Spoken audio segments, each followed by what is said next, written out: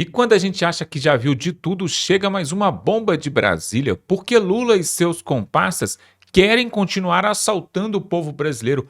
Olha só, pessoal, o que eles acabaram de criar ali em Brasília para acabar de bater no lombo do povo brasileiro, que já paga tanto imposto. E agora, o deputado Nicolas Ferreira vai desmascarar aqui, pessoal, uma grande armação ali em Brasília para roubar o seu e o meu dinheiro. Já não basta quase 1 trilhão de déficit nesse desgoverno de Lula, já agora nesse desgoverno, e já não basta o dólar quase batendo R$ 6 aí.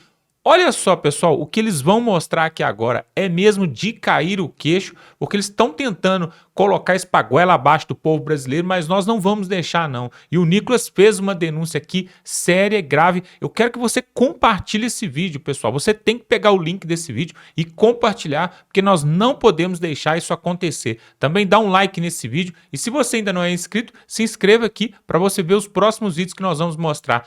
Preste atenção no que vai trazer aqui o Nicolas Ferreira. Estão querendo aprovar algo na calada da noite que vai roubar o povo brasileiro, mas nós não vamos deixar isso. Vamos para a matéria. Eu também fico puto com a diferença de salário de um deputado, de um senador, um trabalhador comum do Brasil. Mas concorda que eu não tenho culpa do salário que é de deputado. Agora, onde está toda essa indignação quando, por exemplo, na Lava Jato, um esquema de corrupção aconteceu no governo do PT, que quebrou quase 5 milhões de empregos?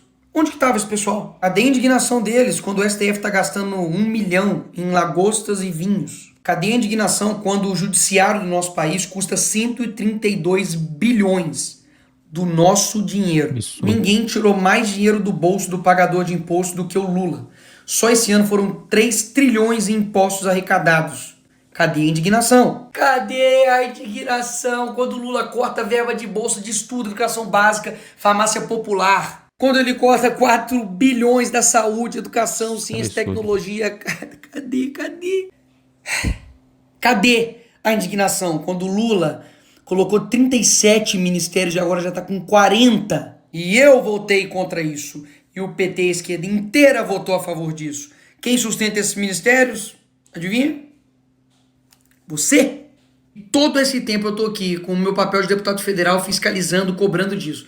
Aí agora, magicamente, o problema todo é meu ou da direita e eles estão assim, tranquilos, são virtuosos. Eles querem sinalizar virtude, debater, gritar, mas na verdade não tem nada de concreto para a vida do trabalhador, uma mudança real, não tem. Até mesmo porque o próprio PT que defende isso aqui, ó, aumento de IPTU e ISS para cadeias de lojas, redes e bancos. Ou seja, é aumento que no fim das contas rebate em você. É a forma tributária aí do Lula que só está encarecendo as coisas. Boulos, que é uma figura aí do pessoal, gastou 80 milhões, é quase esse dinheiro todo, de dinheiro do fundo eleitoral, para poder fazer campanha. O Lula só nos primeiros meses do ano já gastou 170 milhões em cartão corporativo. Tá gastando quase 1 bilhão da sua grana com publicidade em pleno ano eleitoral. Ô, coincidência! Já gastou mais de 3 bilhões só com diárias e passagem, viajando ao mundo. Só na África foi 200 mil reais da sua grana para sustentar lá o pai dos pobres. Gastou 216 mil reais para ficar em hotel de luxo, enquanto o Palácio da Alvorada estava sendo reformado. E eu denunciei isso. Você acha mesmo que esse pessoal está preocupado com você? E você acha mesmo que todos os problemas sou eu ou a direita? Poxa, não dá. Sim, senhoras e senhores, chegou a hora de falar sobre isso daqui. Esse dia foi inacreditável. Brincadeira, vamos falar, obviamente, sobre a jornada 6x1. Vamos lá. Antes de mais nada, muito engraçado, né? Esse ataque completamente coordenado de toda a internet, cobrando só eu, a culpa é minha, porque assim, o projeto ele é tão bom que não tem consenso nem entre a esquerda, nem todos os deputados do PT votaram, só pra você ter ideia, não vi eles cobrando absolutamente ninguém de esquerda. Por que será, hein? Porque eles querem criar uma narrativa, querer bater somente na direita e acham que eu vou simplesmente ceder à pressão. Eu não vou. Nós vamos falar a verdade sobre o projeto, começando pelo bizarro. O projeto é terrivelmente elaborado. Duração do trabalho normal não superior a 8 horas diárias e 36 horas semanais, com jornada de trabalho de 4 dias por semana. Você notou alguma coisa assim diferente aí? Não? Se você não notou nada de errado aí, você não tem direito de falar alguma coisa. Porque é uma conta básica, 8 vezes 4 é 32, não é 36. Nossa. Até nisso eles erraram. A pessoa que está propondo aí esse projeto é a mesma que apresenta projetos brilhantes. Cotas para trans e travestis no ensino superior. E antes de mais nada, eu não votei contra a escala 6.1, até mesmo porque não tem nem votação em aberto disso. A única coisa que eu fiz foi colocar alguns pontos, eu coloquei levar em consideração sobre o posicionamento do 6.1. E é isso daqui que eu acho que a gente tem que fazer. E o que eu defendo, de fato, um debate real, não simplesmente uma torcida. Porque seria muito fácil eu apresentar um projeto que aumente o salário mínimo em 10 vezes, reduz a carga horária de 20 horas semanais e pronto, perfeito. E aí quem for contra é contra o trabalhador e pronto. Não é assim que se discute coisas complexas como o trabalho. E sim, o fim da escala 6x1 para o Brasil é algo complexo, que tem que levar diversas questões e considerações, principalmente econômicas e também culturais. E ao longo do vídeo eu vou fazer algumas perguntas para você. E caso você não tenha a resposta, talvez seja porque eu esteja certo. E de fato o assunto é complexo e precisa de debate. Os políticos, por exemplo, eles definem o salário mínimo, o valor deles, correto? Errado. Basicamente eles definem o valor que está ali impresso no papel, mas não o valor dele. Já chegou uma época que no Brasil o salário mínimo era de 4,6 milhões de cruzeiros. Basicamente as pessoas eram milionárias, simbolicamente. Porque o que o pessoal do PSOL está querendo não é simplesmente o fim da escala 6x1. É a proibição da escala 5x2 e a imposição da escala 4x3. Basicamente você trabalha 4 dias e descansa 3. Tomam cuidado com essas medidas populistas, porque daqui a pouco você está fazendo escala 0x0. Trabalhando 0 dias e ganhando também R$0. E daí vamos pensar de forma fria, sem torcida A ou B. Como é que ficam os casos, por exemplo, dos supermercados, restaurantes e hospitais que tem que funcionar 24 horas? Uma escala, por exemplo, 4x3, basicamente ou eles demitem funcionários ou eles aumentam os funcionários. O aumento dos funcionários gera despesa para a empresa, ou seja, ele vai ter que pagar mais. Ele vai ter um custo muito maior. E sabe quem vai pagar essa conta? Exatamente, você. Ou seja, a discussão é só se vai aumentar o desemprego ou a informalidade, porque destruir o sustento do pobre, não tenho dúvidas. Todas essas medidas irresponsáveis geram inflação.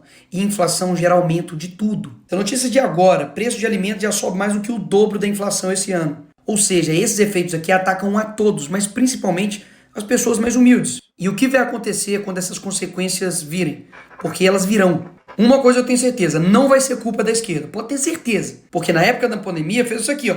Faça sua parte, fique em casa, economia a gente vê depois. Porque depois desse sloganzinho bonito que preencheu o coração de todo mundo, esse aqui foi o resultado da pandemia. Supermercado subiu 31%, conta de luz 33% e gasolina 44%. E depois, o que aconteceu? A culpa foi de quem? Do Bolsonaro. E aí, se depois de aprovado o fim da escala 6x1, colocado 4x3, sem nenhum tipo de responsabilidade, errando conta matemática no projeto, não tendo a mínima ideia das consequências econômicas, tudo isso que eu falei aqui ia acontecer. Desemprego, inflação. E aí, a culpa é de quem? Aí eles inventam, meu amigo, a culpa é minha. A culpa é Nicolas que botou a peruca. A culpa é da peruca. Aí depois que você escolher um alvo, é só criar a narrativa. Para isso, umas pitadas de manchetes compradas, efeito peruca. Fome e desemprego se alastra no país. Uma gotinha de páginas de fofoca para poder te queimar. Urgente, peruca de Nicolas destrói famílias e economia no Brasil. Qual a sua opinião? E por fim, uma colher de tiktokers que não sabem de nada te detonando. Sobre o Nicolas Ferreira e a peruca destruidora. Voilá, pronto, você tem uma narrativa criada. E eu preciso relembrar isso aqui para você, porque o Partido dos Trabalhadores, a esquerda que ama o trabalhador, simplesmente se lixou para você, trabalhador, durante a pandemia. Vocês não vão multar, né? Sim, é uma alta de infração. Pelo amor de Deus, não faz isso comigo. A gente vai fechar aqui. Não faz isso, por favor, moça. A senhora é mãe de família. Pelo amor de Deus, tudo que eu tinha, eu coloquei aqui. Pelo amor de Deus, o que é isso? Ou seja, na hora de enfrentar as consequências mirabolantes da esquerda, não é o Lula, o deputado que vai enfrentar, é você. E eu não tô defendendo trabalhador, não é de agora não, e nem com um discursozinho para poder ganhar voto não. Inclusive vários vereadores que são a favor do lockdown estão se arriscando para vir trabalhar aqui na Câmara. Mas o trabalhador não pode se arriscar para levar o pão para dentro de casa. Então é muito fácil ter o salário em dia, certinho, e impedindo o trabalhador de trabalhar. Inclusive, eu lanço aqui uma campanha. Político que é a favor de lockdown, adote um desempregado e pague as contas dele. Obrigado, presidente. Essa época escancarou para todo mundo o tanto que eles estão se lixando para você. E agora eles são os únicos preocupados com os trabalhadores. Entenda, a esquerda faz de tudo pro voto. Tudo. E amam vender um discurso fácil. Para de comprar isso, que o Brasil vai para frente. É interessante, né, que o Nicolas ali, já um garoto ali com seus 20 e poucos anos, já lutava pelo povo brasileiro, né, e já defendia. E tem gente que fala que o rapaz chegou agora, mas já tem quase uma década que ele tá fazendo isso. Vamos continuar aí. Por mim, mas vamos continuar. Será que esse pessoal realmente está preocupado com o dinheiro público, que é o seu dinheiro? Vamos ver. 1,5 milhão tá quase de fundo, que é o seu dinheiro, basicamente sendo usado para poder financiar a campanha política. Glauber Braga aí também, ó, que fez desafio para os bolsonaristas, dá só uma olhada também. Quase também 1,5 milhão também, ó, do PSOL, Partido Socialismo e Liberdade. Gasto seu dinheiro da forma que eu quero. E essa galerinha que fala que a gente não trabalha, etc. Fazendo um rápido comparativo aqui entre o Glauber, que apresentou 120 propostas e 0 relatadas, eu tenho 205 e 2 relatadas. Ou seja, eles amam os números, falar de projetos, etc e tal. Tá aí os números. Eu, inclusive, tenho 30 projetos de leis apresentados, que eu vou postar no meu Instagram agora, pode ir lá ver. E não tenho nenhuma falta em plenário. 0. Ou seja, aqui vai um ponto interessante. Eu tenho visto muita gente indignada com o Estado, mas muitas vezes não sabe se expressar. E basicamente quer colocar no bolo todo mundo. Imagina se eu falasse que todo policial militar não trabalha, ou que todo advogado é arrogante, ou que todo jogador de futebol é metido. É verdade? Não seria verdade. Ou seja, da mesma forma como eu também fiquei indignado que o gasto público é absurdo, com coisas mirabolantes, você precisa entender que nem todo político é como eles. E esse é um dos motivos que literalmente eu entrei, por exemplo, para a política, para poder mostrar que dá para fazer algo diferente. Caso contrário, só vai realmente ficar essa mesma galerinha aí. Eu vou te mostrar quem é essa galerinha aí. Galerinha que fala mal de empresário, que mete o pau, fala que eles são malvadões, etc. Mas que na hora da campanha eleitoral, o FHC, o Lema, aquele mesmo bilionário que quebrou Americanas, tá financiando candidatos do PSOL, do PCdoB e do PT. Essa galerinha do PSOL, do PT, da esquerda, que adora acusar a direita de ser contra o trabalhador, tá dando poder para bilionário e empresário para comandar, sabe o quê?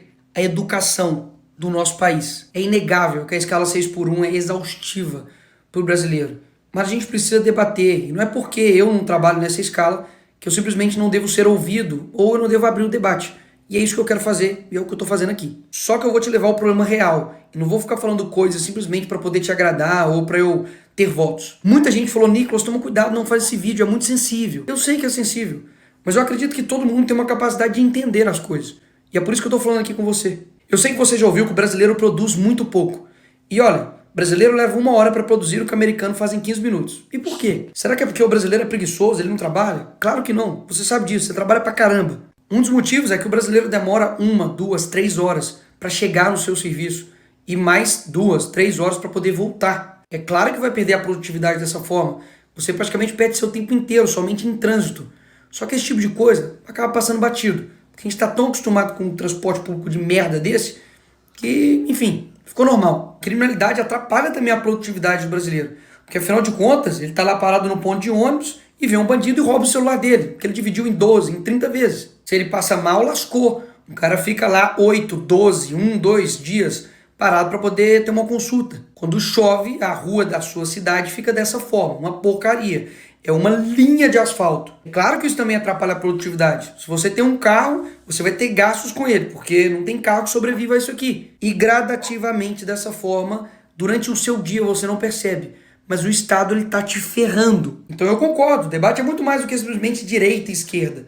É sobre um Estado preguiçoso, grande, que te suga e não te entrega nada. E o responsável por executar tudo isso é o poder executivo. E eu não vou falar a resposta não, você responde aí na sua casa. Nos últimos 30 anos, qual é a ideologia que predomina nos poderes executivos? Presidente, governador e prefeito. Então, ou seja, o buraco é muito mais embaixo. E pessoas assim, que tem essa postura, quando alguém não concorda 100% com essa pessoa e discorda, ela passa a ser traidora, ela passa a ser uma inimiga. Muito dificilmente desse tipo de gente vai ver alguma coisa que realmente vai te ajudar. Neymar tem um salário de 21 milhões por mês. Temos aqui derrotar o Bolsonaro e taxar as grandes fortunas. Esse tipo de gente que vai te ajudar? Sério mesmo. Gente que fala mal do Neymar, tô brincando, mas gente que tem um pensamento tão esdrúxulo assim, que basicamente tem um ódio, tem uma raiva de empresários, de quem gera emprego, de quem gera renda. E na verdade ele é um hipócrita que se coloca em defesa dos trabalhadores, mas que simplesmente tanto o seu partido, ou o partido que está na presidência, o PT, nada faz por eles. Propostas tão esdrúxulas que fez 8 vezes 4 virar 36. E posso falar, o que quebra o empresário não é pagar o salário do trabalhador, INSS, 13º, férias, não. É a quantidade de impostos que o empresário tem que pagar. A gente quer que todo mundo ganhe nesse país. O problema é que o empresário é explorado pelo Estado, ele acaba também explorando o trabalhador e todo mundo se ferra. E o resultado disso, basicamente em 20 anos o empresário quebra e o trabalhador fica pobre durante 50 anos. E eu sei a pergunta que você está fazendo e o que dá para fazer? É possível, por exemplo, mudar o modelo de contratação, de pagamento por hora, de 20, de 30, de 40, 50 horas. Mas isso, obviamente, vai esbarrar em diversas questões burocráticas trabalhistas, que está na CLT. Desonerar a folha para todos ou dar incentivo fiscal a empresas que acabarem com 6x1 ou 5x2. Enfim, dá para fazer muita coisa. E é isso que eu e vários deputados têm feito, trabalhando para poder entregar algo de fato plausível. E não somente uma oferta fantasiosa para poder te agradar. Isso dá para fazer. O que não dá é jogar o debate para esse nível. Se os empresários são tão bons, trabalhem eles mesmos em suas empresas.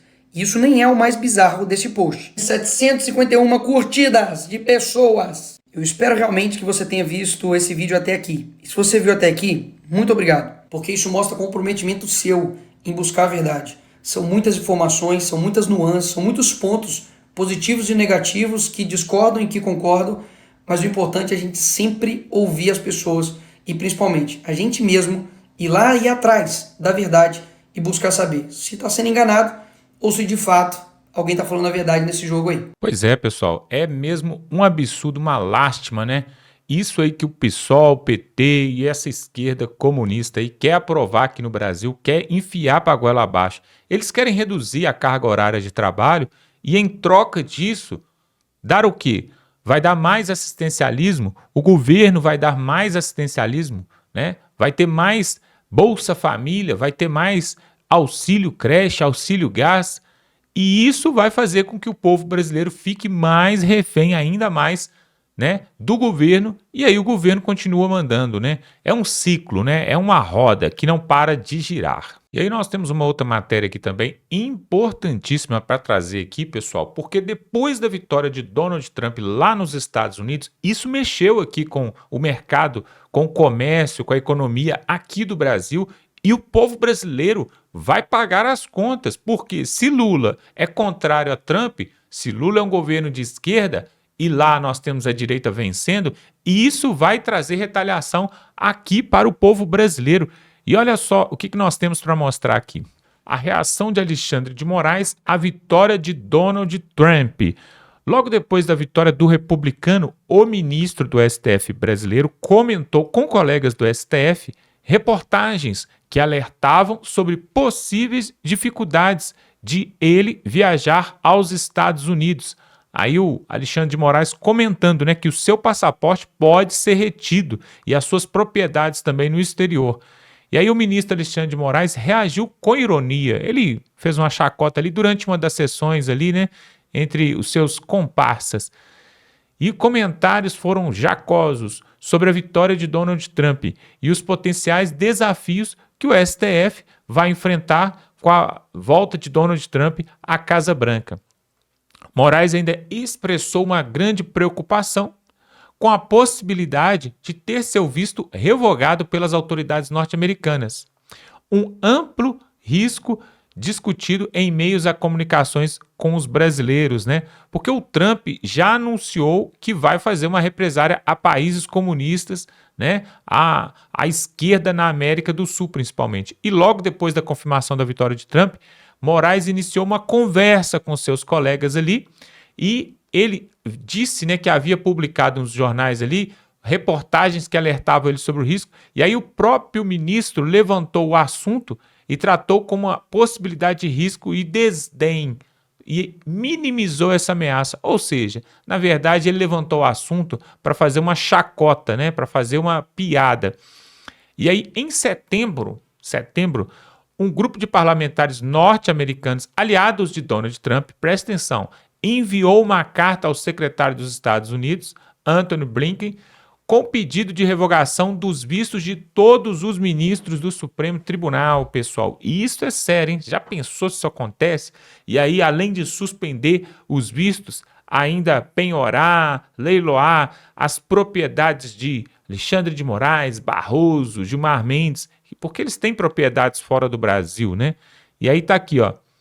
Na carta, Moraes mencionou especialmente e o descreveu como ditador totalitário, foi o que colocou ali o Blinden, que lidera o Departamento de Estado, responsável pela diplomacia norte-americana. Alexandre de Moraes tem feito viagens para a Europa.